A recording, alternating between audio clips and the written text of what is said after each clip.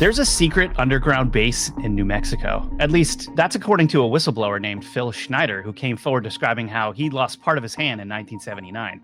A battle between humans and aliens had waged within a secret bunker underground, leaving death and destruction on both sides. Amazingly, he got out and exposed the details of this Dulce firefight to the public, but perhaps he went too far, because sometime later, he was found dead. Could Schneider have been telling the truth, or are his claims too strange to believe? How does this case tie into disinformation campaigns rampant in the ufology community? In this episode of Metaphysical, we'll discuss the details of what Schneider said, the nature of alien propaganda, and then we'll hear John Vivanco's remote viewing data. John was able to pinpoint what really happened and where missing people have disappeared to around Dulce. Then you can decide what parts of the story are actually true. If you thought the Roswell UFO crash was the most significant event to ever happen in the New Mexico desert, think again. Join me, investigative researcher Rob Counts and remote viewer John Vivanco, for a metaphysical show that's out of this world.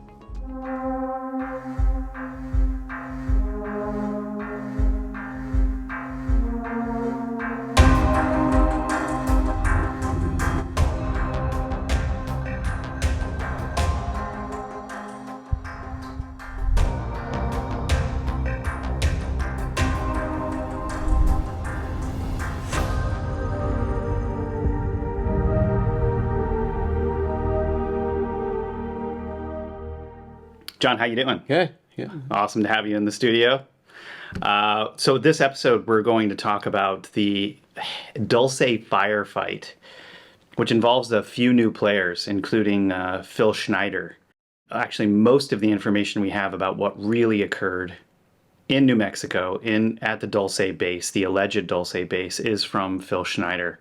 If you haven't watched the episode before this, all about UFO disinformation, you should go check that out so you understand the exact mess we're getting ourselves into when we start talking about this. It's pretty crazy. Just to go over what Dulce is and what is claimed about Dulce, is we're talking about a subterranean base that is an alleged 7-story compound. So what they say about this base is that it houses human-animal hybrids, human-alien experiments, and advanced technologies, and that this site was the site of an alien war with humans that may still be going on today. Claims of the base's existence date back to the 30s. Quote, the evidence that was left there, predators don't leave gas masks, glow sticks, radar chaff. They don't leave that stuff. That was what Phil Schneider said. Philip Schneider was a former explosive engineer employed by the U.S. government and introduced the idea of Dulce as a site of brutal human-alien war. Schneider, who had high-level security clearance, claimed that he helped construct a secret underground base in Dulce in 1979. There, he says, he witnessed a battle with subterranean aliens that left 60 humans dead. The alien war wages on to this day, according to Schneider. Now, just to give you an overview of kind of how all of this started and what happened, you can see on maps that there are definitely something in the ground at Dulce that is jutting up above the earth where these different compounds were said to have been built. There is evidence of that. The way Philip Schneider describes it is he says that they were drilling holes down into the ground to build this base. And when they got to a certain point, they hit something that they didn't expect. They got down and they drilled into an environment that had already existed there. And when they drilled down far enough, all of this putrid air started to come up from these bases that were underground. They dropped him down into this area to observe what was there because they were curious about what was going on. And he then saw a massive 7-foot alien being. They call them the tall whites. These are the tall grays, rather. He tried to pull his pistol. He ended up pulling it, and he ganked one of them. He ended up killing one or two of them, and then he made this motion. He said that there was a motion that another one made with its hand, and it sent out some type of energy weapon or energy technology or alien ability. We don't really know. And it ended up cutting him open like a fish, according to him. So it completely cut open his insides and cut off a couple of his fingers. Now, when you look at this 1994 interview with Philip Schneider, you can see that his, I believe it was his left hand, has a couple of fingers that are off, and one of them might have even been cut here. So almost as if the particle or energy weapon cut off this part of his hand, and then, of course, we can't see his chest because he's wearing a shirt, but I'm imagining that there's scar tissue on his body as well. I don't know what he was a geologist supposedly also, right? For the company that was contracting with the government, and I don't know why he'd be carrying a sidearm, but or why did they even drop him down first? Right. Wouldn't you drop a Green Beret down first? Because he claims a Green Beret. Well, he claimed that there were Green Berets in his camp, like up above, and he thought that was strange. He didn't know what was going on. To tell you the honest truth, I never believed Phil Schneider's story. Why don't you? Why don't you believe? Just there's something about him. There's something about him that I just go, no. Meaning you're putting him into the same bag as the disinformation agent Richard Doty in a way? Yeah. I see. I did start looking into it, years ago, but that story's been circulating since the 90s, right? And I never really looked into it because every time I would see him, I just go, I don't know, nah. Something about him, that I just couldn't pinpoint, just sends me in a different direction. But this whole Dulce firefight, if you haven't watched the last episode on the Paul Benowitz stuff, then you should, because that is the precursor to this. Very curious part to me is why would they 20 years later, if this is a disinfo campaign to get people caught chasing their tail in the UFO field, and present Phil Schneider? It didn't make any sense to me at all. So this is why I started to look into it, Oh, so that was why you originally started looking into it in the first place. Yeah. That's really interesting. Yeah. Okay, so if you think that there's nothing to this story after what John said, you probably want to keep watching. Yeah. Schneider said he was one of only 3 survivors with aliens in August 1979, and that he was the only person with high-level security clearance speaking out in such detail about the government's knowledge of alien beings. He, at that time, was very critical of the government for keeping citizens in the dark and gave many talks on his experiences in the 2 years preceding his death in 1997, which then brings up another big question mark to me is, why his death in 1997?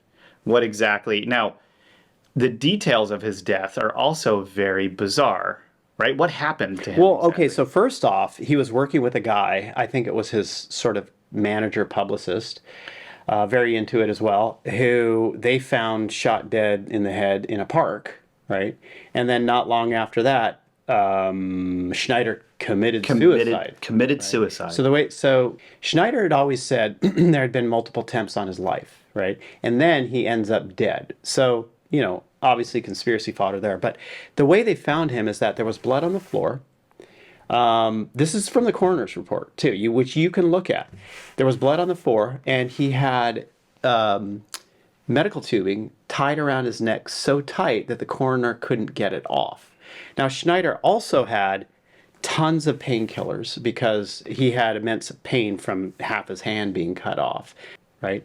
And so the question becomes, how do you tie surgical tubing so tight around your neck if most of your hand is missing, that is your dominant hand, and there's blood all over the floor, when he could have easily just killed himself by taking all the pills, right? And he had also claimed that people were trying to kill him. He had said this in conferences, so that's documented. This is the thing. Like people going on X these days or social media and releasing information and saying, I am not a suicidal person. I am not going to commit suicide. If I die, you'll know that it was done to me. And I think this is probably that type of situation. There's something so weird going on with that story that you really have to wonder. And then also what you've got coming in is another so-called whistleblower. I don't remember his first name, last name by the name of Costello.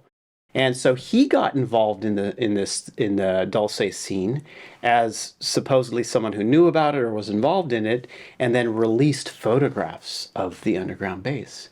But these photographs turned out to be photographs from a movie. So this starts to like twist into these Yes. weird little knots, into these deeper fractals of like disinformation on Schneider, and then by Costello, and it just starts to like blend your brain, and you're going, what's going on here? What is going on here? Because there's disinformation on him being put out when he seems like he might also be disinformation at the same time, right? Right. So you just have these layers that just get insane. You know? Yeah, totally insane. Now, as I said, Schneider encountered 7-foot aliens, pulled his pistol, killed 2 of the beings before one emitted a strange, harmful energy. Of course, at this point, he shows his audience his hand. The beam burned off some of the fingers and on his left hand, and it hit his chest. It also burned his shoes off and even burned his toenails off at the time. This Green Beret ended up saving Schneider's life and lost his own in the process. He got Schneider into a lift and pushed the button to raise him above ground to safety. Now, Schneider claims that more than 60 people lost their lives that day. The other 2 survivors are living in nursing homes in Canada. And he said that they are protected by the Canadian government, and no American citizen, Schneider included, is allowed to access them. Schneider said this is because they were scared of being kidnapped. Quote, "There's a war under there, and it's been going on since that time." He spoke of 1,477 underground bases around the world, 129 of which were located in the United States. Each cost $17 billion or more. He said that the black budget hidden from the U.S. government agencies and from the public garners 25% of the gross national product. So basically, they balance the budget every year just by adding in funds, which is illegal to do on your taxes, but for some reason they can do it there. Right. Military forces from multiple countries have been engaged in such warfare with aliens, he said. Quote, "We must instill in our public officials, they must tell us the truth," he said. "If the truth cannot totally come out, what's the use in us having anything called freedom?" Yeah. Now, this seems to be a part of why Paul Benowitz and Phil Schneider were digging in on this, and actually also why Linda Moulton Howe was so flabbergasted at what was going on, is because we discuss in this country about being a government for the people, by the people, and of the people. But then when there's all of this trickery going on behind the scenes, how can we actually call it that, right?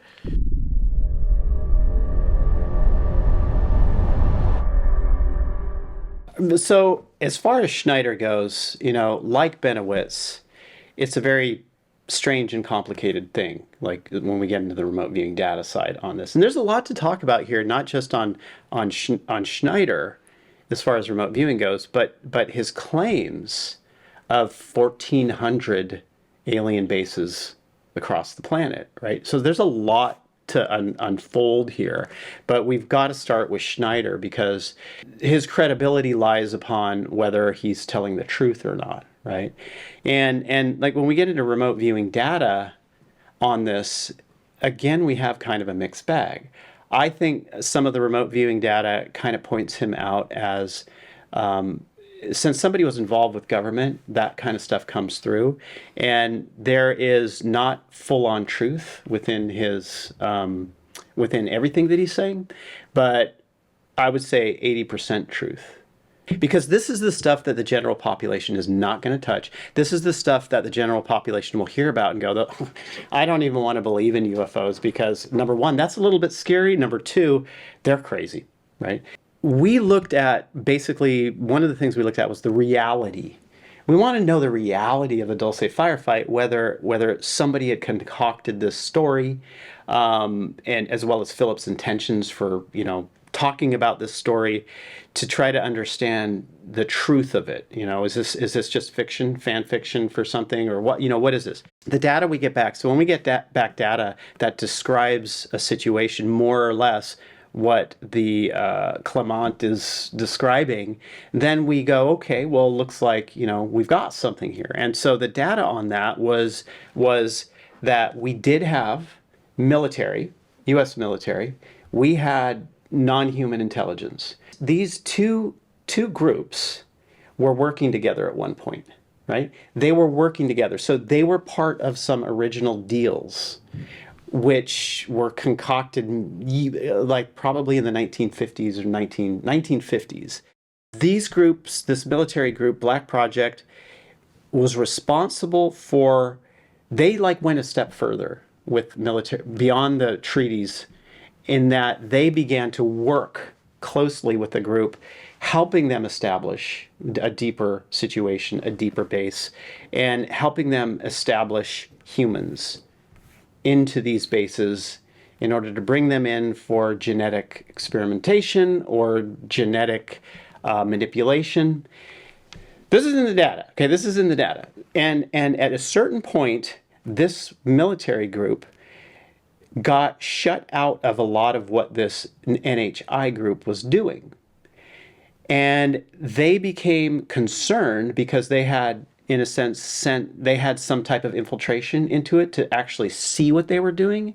And what they were doing in this remote viewing data was that they were tearing humans apart, in a sense. You know, that's where the stories of vats of like body parts come in. They were creating different types of beings by genetically manipulating these people, taking their DNA as well as injecting, you know, putting new constructs into them, genetic constructs, to see what they could do with them. They were doing things that were outside of the scope of what these people had originally agreed to with them, right? So they became completely shut out of the situation. And it was just them, because these NHI believe that they are completely superior across the board intelligence and technology, that they can do whatever they want. And this didn't sit well, and they wanted to go in and remove them, as well as take out the people that were down there that they helped appropriate for them. So you're telling me that there's captured people down in Dulce. I mean, that's what the data is saying. That is a thing. Now, and as outlandish as that sounds, in my whole remote viewing career, we've looked at so many different things that are totally different projects that correlate, that begin to bring that aspect back in, and you just, you know, scratching your head going, some of these disappearances that we've come across, for instance, in Shasta, where we have, actually, before I get to Shasta, let me just talk about Schneider's hand. Yeah. Okay, so that was another thing that we looked at. And, you know, okay, so let's just say you're a woodworker and you've got a table saw or something, you know. Yeah. You know, remote viewing data is going to reflect that. Like, we wanted to know, like, how that damage happened to his hand. So what you're saying is that remote viewing data on, okay, you're basically describe how the remote viewing data, you're asking to describe how Phil Schneider lost the fingers on his hand. That's what we wanted to know, because, you know, if he lost his hand basically in some construction accident or whatever, you know, slammed his hand repeatedly in a door to get it off, right, that's going to show up unequivocally across the board. But when we test on that, we literally have it coming off and with some type of particle beam weaponry, like high energy weapon in a cave-like situation with like explosions going on with... That part of the story is true. Yeah, he's telling the truth about this stuff. Now, one thing I don't believe is that that many operators were killed and that there were only 2 left. I believe there's more than that, and I believe that there was probably other groups of operators and not just within his contingent. So now I'm, you know, on the Dulce story, and I'm like, okay, so this is really, you know, turning into something, and I have to like go back to many different projects. I've worked so many projects where we look for missing people, you know, like I not just been hired by people to look for missing people, as well as police departments. I have worked with National Geographic extensively to develop a program around remote viewing and cold cases and doing this stuff. And so when a person goes missing, you have a couple different scenarios, mundane scenarios. You've got, well, they went missing because they're depressed and they committed suicide somewhere where someone has not found them yet. They've been abducted and being held captive, or they've been murdered, or they got in an accident. and they can't find him. So, you know, those are typically the three things that we get over and over and over again, and which one is it? Now, there are certain cases that we've come across where in certain areas where people go missing for a different reason. So, for instance, around Mount Shasta, where there was a man, I don't remember his name. He was a mountaineer. He was a peak bagger, very well fit. He did this. He peak bagged Shasta many times, and he would peak bag with a couple of people, just going to different mountains to say, "Hey, I peak bagged. You know, I bagged this peak." And he was feeling like he was getting sick, like getting the flu. He didn't feel so well, and so he decided that at this base camp he was going to take off earlier than his friends, and he knew the route really well because he'd done this many, many times in the past, and go to the next base camp where other people were. He went there shortly after his friends took off and went there. When they got there, he wasn't there. Probably within an hour or two, there was search and rescue was called, and there was a helicopter flying everywhere with thermal, infrared, searching for him. The helicopter pilot had stated that if he was on this mountain, I would have found him. He is not on this mountain, especially because it was so early in the search, right? So when we looked at what happened to this guy, we saw that this man was abducted, taken by what Schneider describes in Dulce, same type of beings, and taken to an underground location in that area, right? Because he had genetics that they wanted. And then around Mount Shasta in general, we've looked at some of these collapsed cave entrances, because there are a lot of these collapsed cave entrances like north of Mount Shasta, like around Pluto's Cave and whatnot. And some of these cave entrances there are things inside of them that look exactly like what, you know, Schneider had described and are related to the abductions. Not just that, you know, I was working with a friend a while ago in that area, and he had tracked these footprints in the snow one day up on one of the other mountains around Mount Shasta, and then they just disappeared out of nowhere. So when we had remote viewed like what that subject was and why they disappeared, it was the same type of being, and the being in the data was actually carrying genetic material that it had taken from something, and some craft came and took them out at that point. So these are weird things, right? These are things that aren't related to Dulce, you know, that we're investigating, that tie in to his 1400 bases claim, where they're doing this stuff. Now, when we looked at, for instance, many Native women are disappearing, right? Especially there was a huge ordeal about this in Canada. So much so, I think it was like thousands have disappeared. There have been organizations created in order to investigate this and fund it and find out what's going on with them. So when we looked into why, the reason why is because same thing, because that contingent of people are less likely to be noticed or cared about than you know, white women. And in when we were looking at this, it was more so that they wanted the white women as opposed to Native, because there was a different type of genetic pattern that they were looking for that mostly white women and children carried. And it was this military, working with the military, that was actually supplying that kind of thing. So these beings had shifted to just taking whomever they can get. Here we go down this path of like, you know, this is a crazy story that Philip Schneider puts out, but within the whole world of remote viewing projects, we get so many different things that point to this exact same situation, right? Okay, before we get into more of the correlative remote viewing data, there were a few things that Phil Schneider said, and one of those was about this figure that seems to have existed in the UFO community for as long as the UFO community has been talking about conspiracy theories, and that is that he claimed to know this figure called Valiant Thor. Okay, now what I find really weird about this is that the story of Valiant Thor seems to be almost as convoluted as Dulce itself. You and I have both looked at these photos of Valiant Thor. There are different photos of this character. It's obviously not the same guy in different photos, which to me seems like a disinformation campaign to get people to talk about it and distract from other things going on, right? What Phil Schneider knows of Valiant Thor, that personally, that this figure has worked along scientists for a certain amount of time, like something like 6 years or something like that. And I think it'd be really good to kind of have a really quick discussion on that, because who is this figure? Have aliens been working with human beings?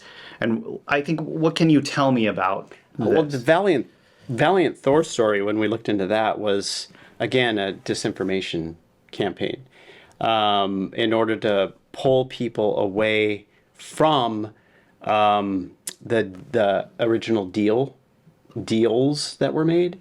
Again, like, disinformation is a certain percent truth and a certain percent false, right?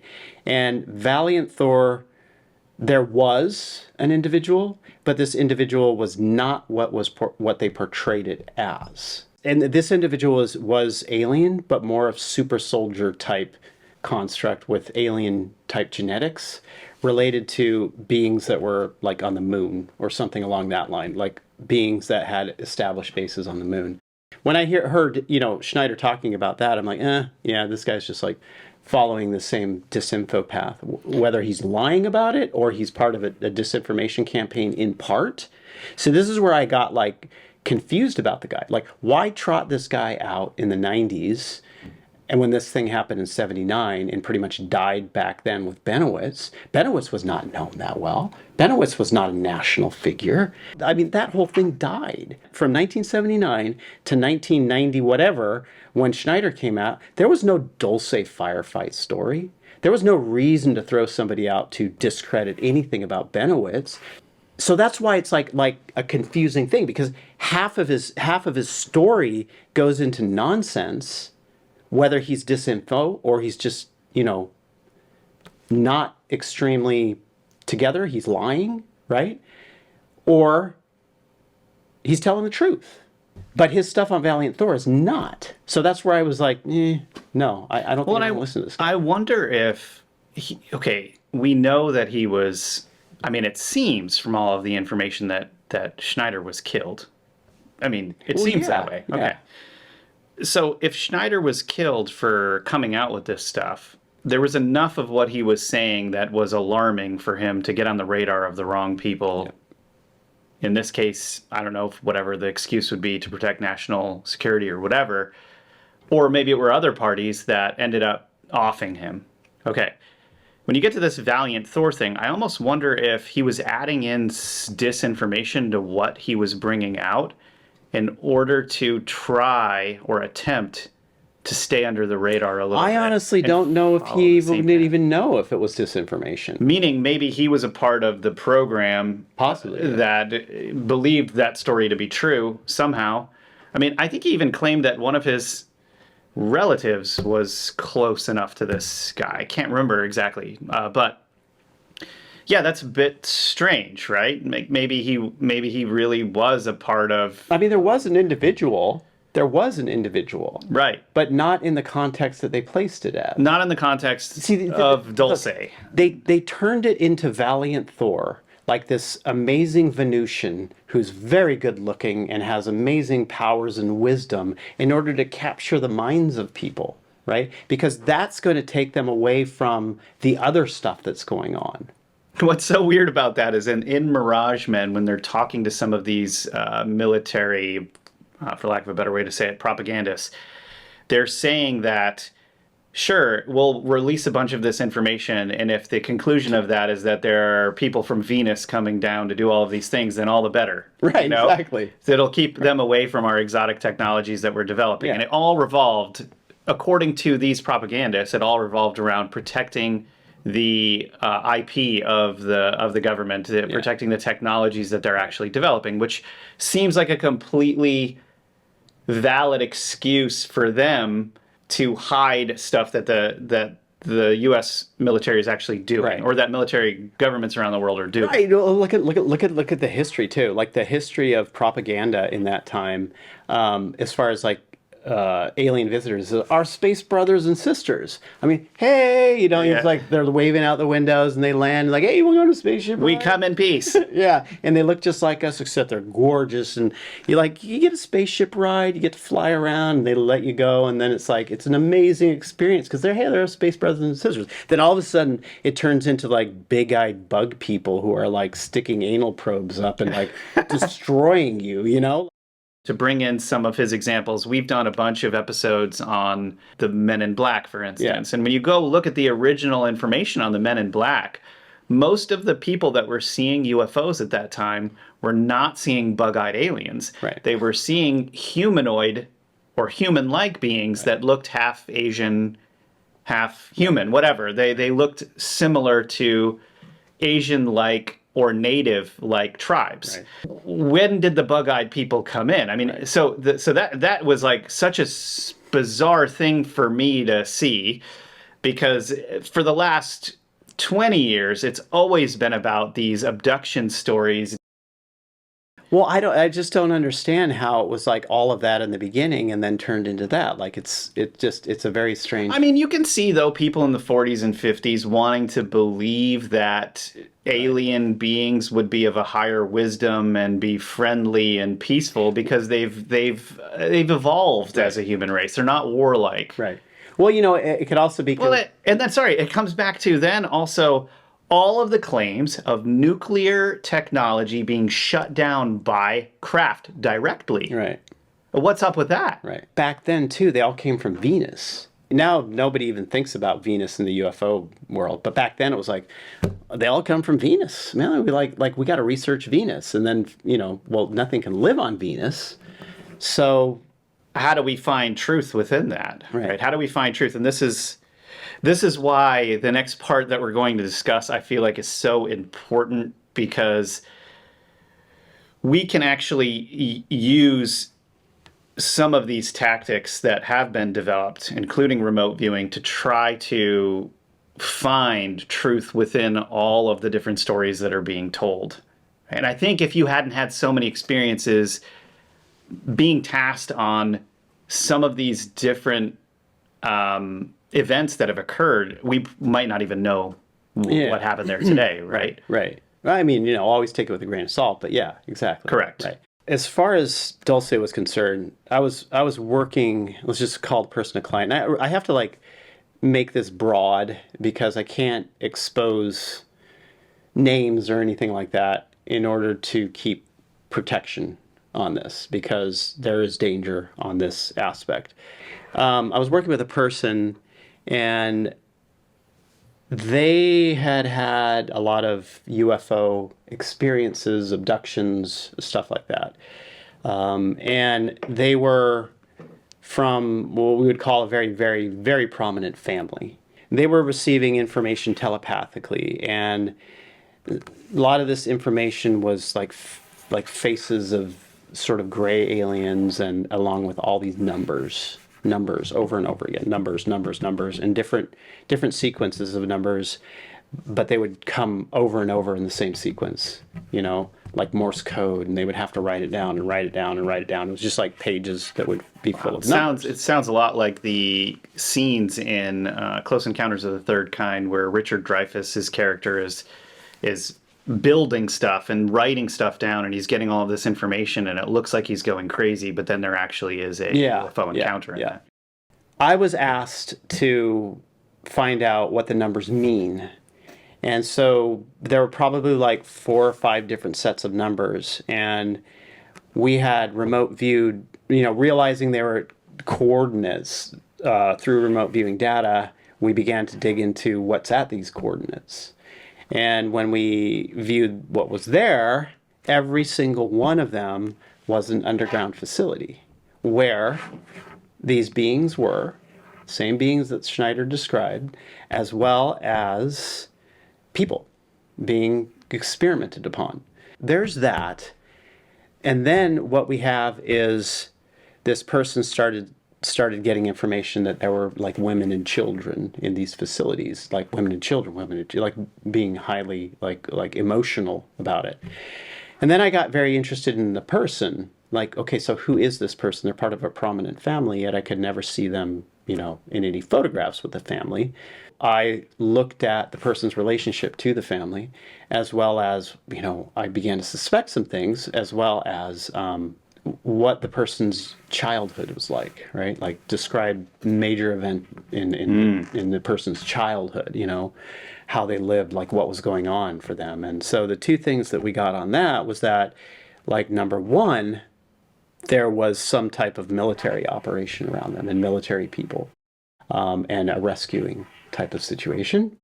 And then on the side of them, big event as a child, it was that they were being experimented upon and they were in a cage, in a sense, with other people. I go, so, what do you know about Dulce? Dulce firefight? No, don't know anything about it. So they decide to ask a family member. And the family member said, don't talk about this, you're going to get us killed. So my extrapolation, my surmising is that this person was rescued and then adopted into Another family. Yeah. And I think that's probably what happens with some of these, which again takes me back to verify the whole Dulce thing. And somehow leads us back to Phil Schneider. Right. Because Phil Schneider was talking openly about Dulce. Yeah. The revelation of this is really, really big. Yeah, I know. So there is at least mostly truth revolved around. Aliens are taking our women and children. Just go to your PTA meetings, tell everybody. This is the kind of like state that you go to. See, this is why I really respect Michael Salla. American University, PhD, he investigated this. He came to the conclusion that this was happening, and he presented a large document, the whole thesis on it, to the UN. Yeah. I mean, this is tantamount to like standing up at your city council meeting and just ranting and raving about something absurd in your neighborhood. Yeah, alien abductions, right? In the neighborhood. Right? Alien abductions are occurring across our neighborhoods, and it's like yes, they are. They are. But we would never believe it. We would never believe it of all of the mess that's out there, right. And because there is actual information out there that's being released that is not truthful, in order for there to be plausible deniability for the entire thing. That's one of the craziest parts of this. Well, that's the whole thing. And I believe that a lot of the Benoit stuff with Doty was to cover all this stuff up, right? Completely cover all this stuff up. And then Schneider comes in and just sort of messes things up, right? I mean, in a way, he was garnering a lot of attention back then, right? Yes. And he was talking about this very isolated incident that was getting, people's like hackles going there. And I guess that's probably why they eliminated, instead of being able.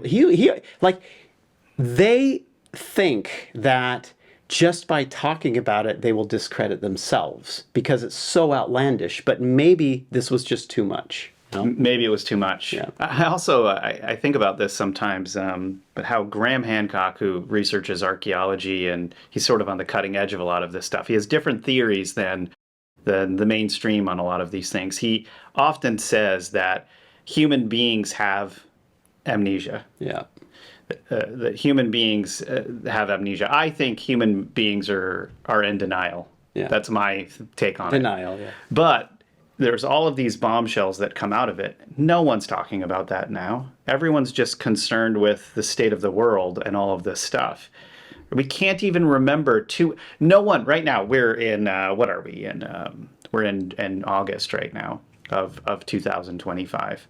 In January and February of 2025, there were drone sightings across New Jersey like crazy. Everyone was talking about them. No one could figure them out. It's the last thing on people's minds right now. And when you talk about it, people are like, oh yeah, I kind of remember that. What did happen to that? But if you didn't bring it up, no one would bring it up on their own. It's not a question mark in people's minds anymore.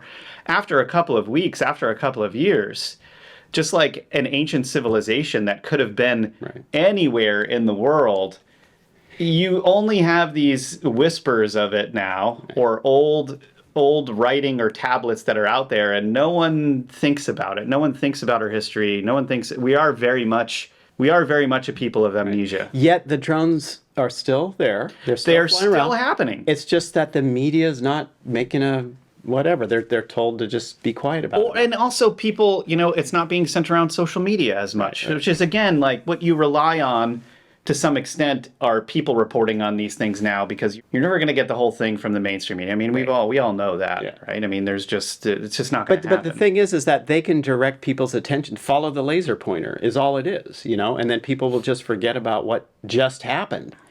But yeah, your point to, you can see how it's easy to cover up ancient civilization or giants or whatever. What we're trying to say is that there are things happening in these bases that are legit. There are UFO encounters that are legit. There's also a lot of disinformation that's being put out there to throw us off and keep us away from a lot of different things. This is a very, very complicated situation, because there would be people or players in the militaries around the world trying to keep people off the scent of the types of technologies that they're developing in order for there to be national security and all of that stuff. We have a very, very complicated situation.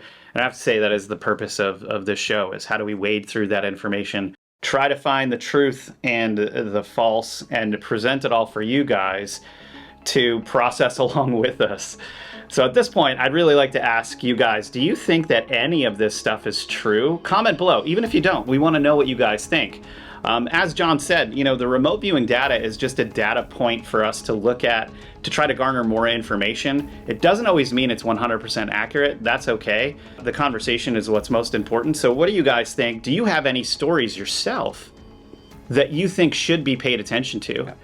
Comment in our comment section. Let us know what you think. That also helps the channel a lot get put out to more people. And John, thanks so much for being here, telling all of your stories. And for you guys at home, we hope you thought this episode was out of this world.